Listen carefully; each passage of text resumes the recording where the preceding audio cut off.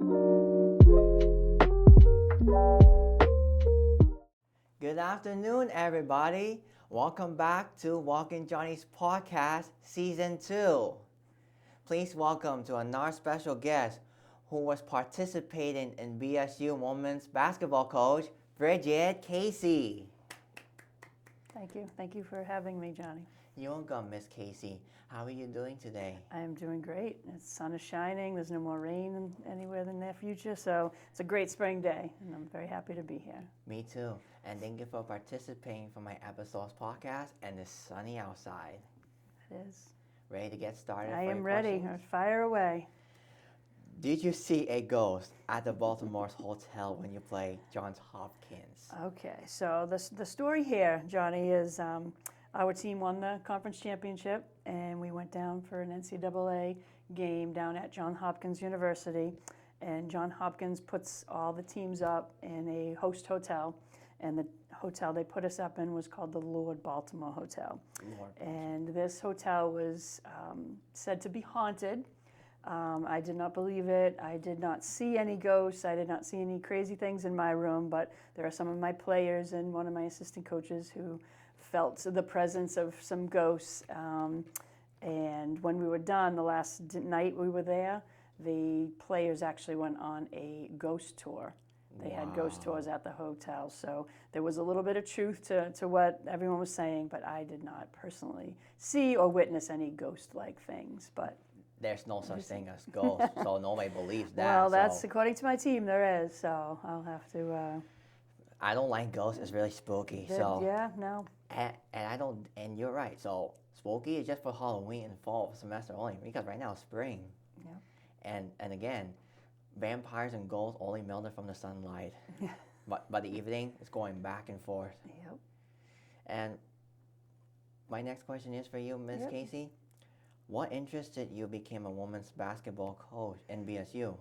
At BSU. So I played in college, and I had a very great experience in high school and in college. And when I was done playing, I wanted the opportunity to give back to the sport that treated me so well. So with that, I was, what can I do? What can I do? And an assistant coaching job came up, and another one followed that. And then 4 years later, I was ready to, I thought, be a head coach. I applied for the Bridgewater job, got it, and 28 years later, here I am, Wow. still standing.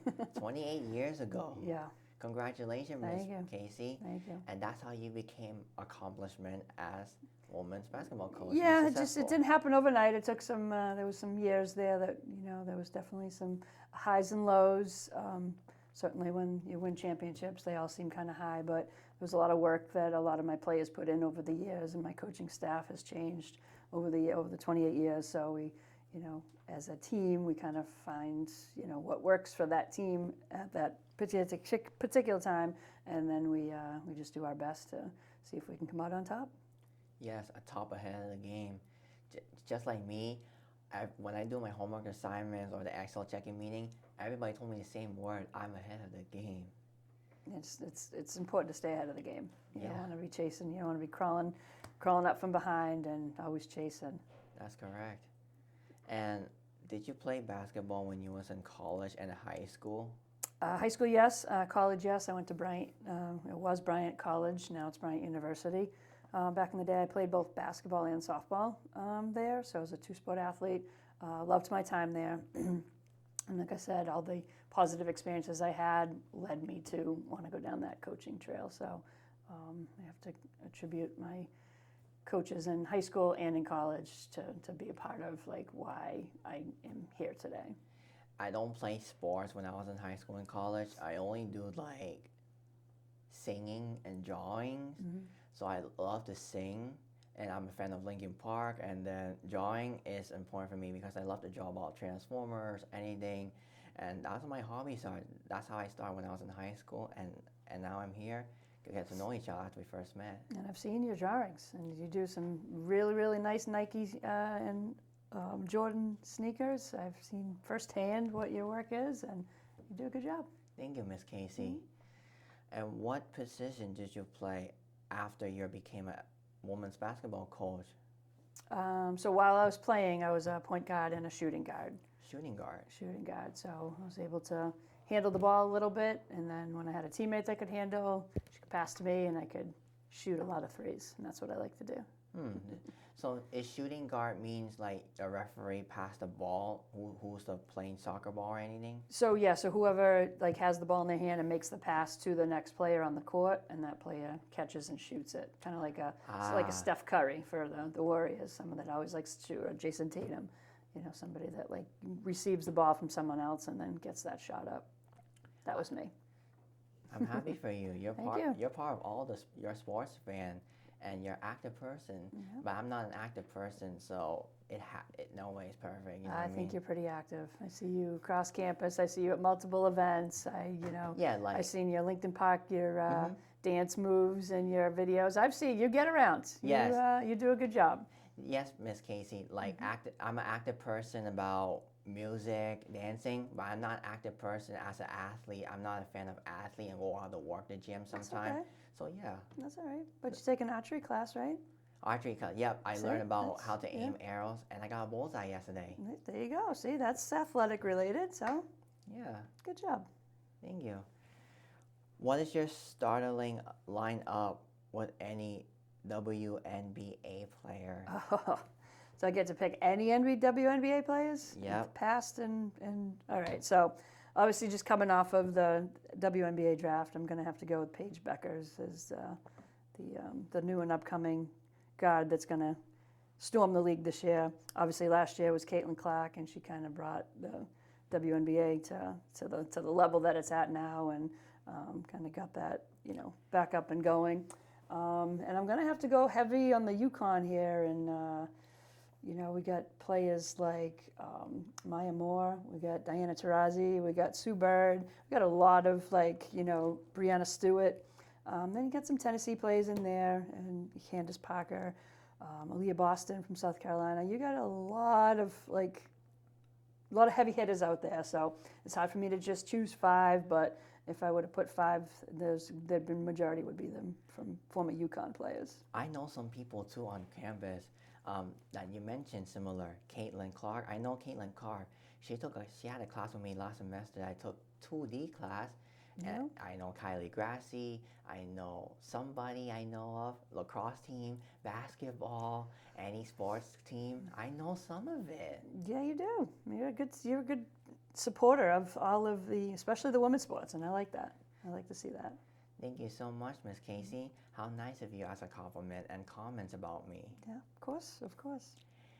Also, if you're a Disney character, who would you be and why? If I was a Disney character, oh God, I'm gonna go with the true cartoon characters. I'm gonna say Winnie the Pooh, and I think I look at Pooh and I think he's just very laid back and wants to be a friend to everybody, wants to help everybody, and that's in my coaching role and what I do in my day-to-day job. That's kind of what I do. So I'm gonna go with Winnie the Pooh. I watched Winnie the Pooh before when I was a little baby, Yeah, a kid. yeah. And my favorite character of Disney character was Johnny Depp, Captain Jack Sparrow, because my name is Johnny too. Yep. So I love to speak British, and I won the costume contest 2 years ago. Of course you did. Of course you did. At Best Buy's Halloween contest, I was in Nice. 2nd or 3rd place. Very nice. Congratulations. Thank you. If you're a fruit, what would you be and why do you like the fruit? If I was a fruit, Yeah. oh God, Johnny. If I was a fruit, all right. Probably go with the watermelon. I see a watermelon as kind of like a quenching your thirst, being a refresher. So I think I try to, in terms of my student athletes, I try to give them. Always be very positive and just kind of give them a lot of insight and knowledge, and for them to want to come back to practice every day and and learn and be sponges and just be thirsty for more. I guess that would be. My favorite fruit was, I like them all because I tried some fruits before, like apple juice, orange juice, grape juice, any juice, and the fruits too, like a snack. And I also made myself from the smoothie last week ago at home. I sliced some strawberries, banana in the paper plate, and grab some yogurt and mix it before I make a cup with the strawberry, banana, and grapes or any fruit. That's a So I did all by myself last very week. healthy fruit smoothie. So yeah, I cannot just pick one. I just like all the fruits because, Good. and I tried kiwi before too, and watermelon, and I tried some vegetables because they're all healthy foods. I cannot just eat like fat junk food. Just eat some know. healthy food like nutrition class. You know what I mean? I do know what you mean. And it's very good to have that. Not a lot of college students have that They're- same insight as you. They They all go have, right for the cheeseburger and fries, yeah, soda. fried foods. Yeah, yeah. They all have proteins, nutrition food. They can combine any foods Yeah. for the materials and ingredients. Sure. And how did you get started in coaching as a BSU women's basketball coach? Well, as I mentioned before, just I think the positive experiences I had when I was playing, had a lot of role models when I was growing up, from my high school coach to my college coaches to coaches that I coached against. A lot of coaches that I know were graduates here and in the Hall of Fame here at Bridgewater State. So for me to kind of follow in their footsteps is pretty special. So just want to, like I said, give back and pay it forward.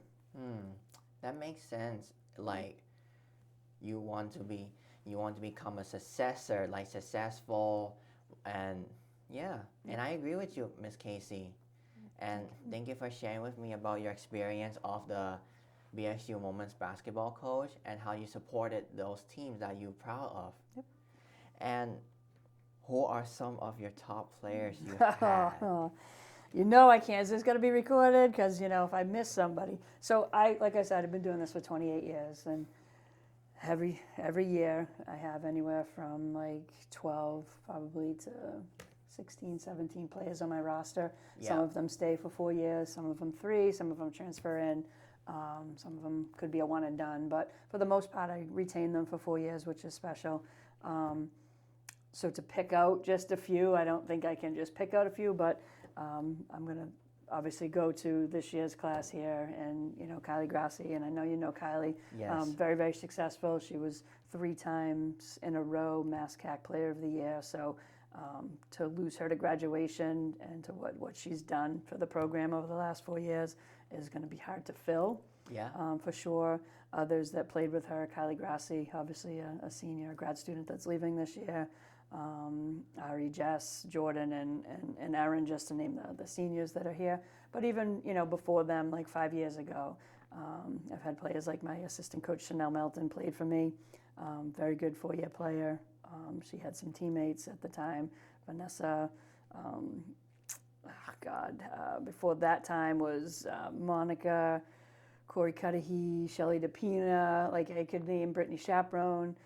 My first championship year in 07-08, I had these 2 Feeney sisters, Caitlin and Colleen, Justine Farober, Melissa Murphy. So there's a handful that I could go on and on about. And then, although we didn't win a championship until 07 and 08, so my first like 6 or 7 years, we went through a lot of ups and downs and took our bumps and whatnot. But those players that played for me, even though they win a championship, they were still very special and kind of built the foundation that is now. We're in 28 years, we've won 8 championships, which is I think pretty good, like an average of one every 3 years, which is pretty hard to do. And super proud of that. But it's a tribute to my coaching staff and my players that come in and work hard every day. You're a hard worker, and every year, from alumni, new students, returner students, every year it's the same thing. Just like this year, I'm a senior, Kylie Grassi senior. After that, new players. Imagine it's a con through pro, alumni, con to pro, all over again. Like it's around a circle to meet freshmen, sophomore, juniors, seniors, alumni. It's hard to let it go. It is, and it's hard work too to do that every single year. But if you recruit the right student athletes and you get them to buy into your culture and your core values of the team, then I think that's why we're successful. So we're able to recruit, And if Kylie won the championship 3rd time, correct me, was she a basketball player number 3, I guess? What do you mean a basketball player, number 3? So, you know how Professor Adams asking me about making fun jokes? Yep. How many, like for example, some people have random numbers. Like for example, Tom Brady's number 12. Gotcha. Yes. No, I think she just came in with number 3, and that stuck with her. She won 2 championships out of her 4, but she just 3 stuck with her, so she just kind of kept that. So she was number 3, the basketball player. Yes. Okay. Yes. I was thought about that because I have trouble short-term memories. Yep. But now I understand. Now I remember Yeah. how many number. I watched some videos and everybody who cheered for her and the other basketball team who won the championship. Yep. I'm proud of you and your teammates for the before graduating seniors graduation ceremony at the Gillette. You know what I mean? Yep. I want to thank you, and thank you for getting to knowing me after we first met last month, and inviting me to your son's birthday party. And BSU is awesome for me. It's been great for me. It's been great to get to know you, and I'm super proud of the work that you're doing. I'm glad I follow you on Instagram now, Of course. You'll forever be there. And anytime you're in the gym, please feel free to stop by and heckle myself or Coach Adams. And and super proud of you for graduating, and best of luck to you for life after Bridgewater. Yes, Mrs. Casey. What a great conversation we did today, and I'm so proud of you for participating in the podcast. And all right, folks, let's wrap it all up this time. Please give one more round of applause to Bridget Casey. Signing off of Walking Johnny's Shoes podcast, season 2, and see you next time.